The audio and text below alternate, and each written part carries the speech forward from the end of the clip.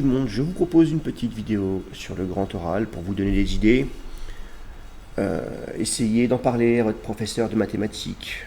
Vous lui parlez de vos spécialités, de vos centres d'intérêt, de vos projets d'orientation. Et puis je suis sûr qu'il vous aidera à trouver un sujet adapté pour vous. Essayez de faire en sorte que ce sujet soit personnel. Ne reprenez pas des choses que vous retrouvez sur Internet. C'est pour vous donner des idées simplement. Travaillez bien. Bonjour, je m'appelle Benoît, je suis élève de terminale au lycée Newton. J'ai pour enseignement de spécialité mathématiques et NSI.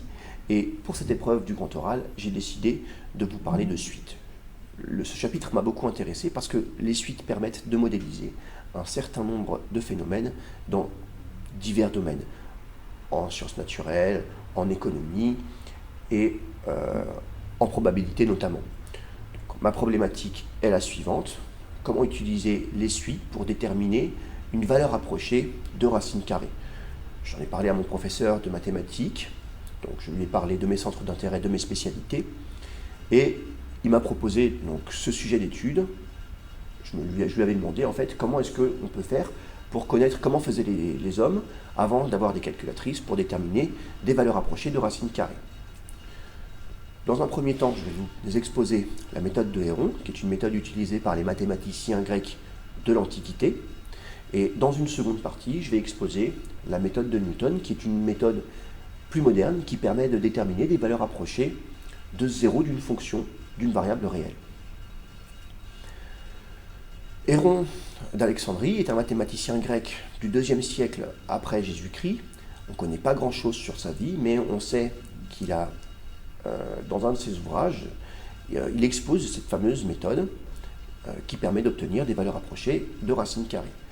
Pour un mathématicien grec, la racine carrée d'un réel A strictement positive est la mesure d'un carré qui aurait pour R A. Donc imaginons qu'on essaye par exemple de déterminer une valeur approchée de racine de 5. Donc le problème, ça va donc être d'essayer de construire un carré qui a pour R 5. Donc partons d'un rectangle qui aurait pour dimension 5 pour longueur et 1 en largeur. L'aire de ce rectangle est bien 5.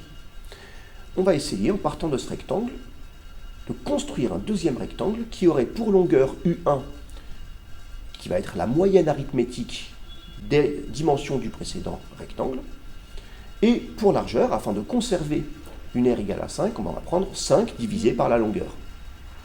Si je réitère ce procédé plusieurs fois, on se retrouve avec une suite de rectangles qui ont pour R 5.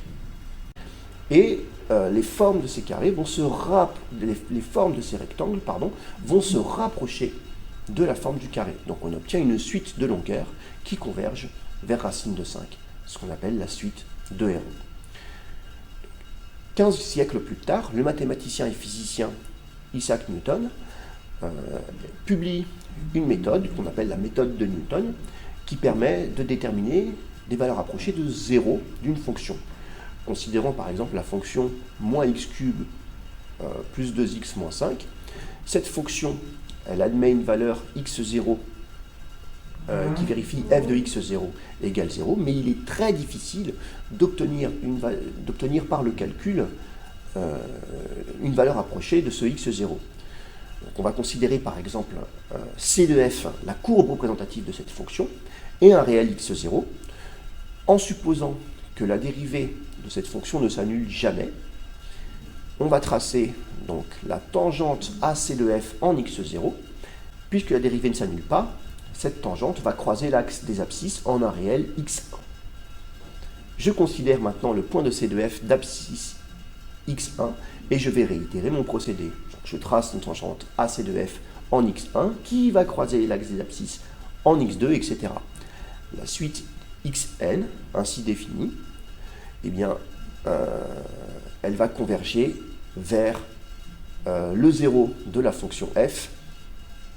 Et si on applique cette méthode à la fonction qui à x associe x carré moins 5, eh bien on obtient une suite qui converge très rapidement vers racine de 5.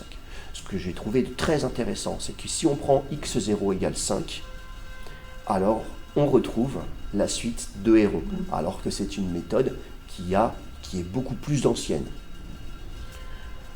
Pour terminer, il faut noter qu'on a besoin seulement de 4 itérations pour avoir 10 décimales à racine de 5.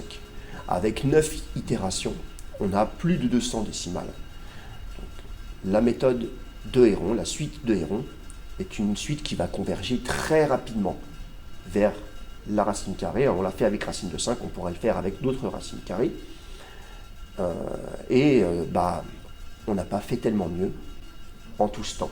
C'est une suite qui converge très vite.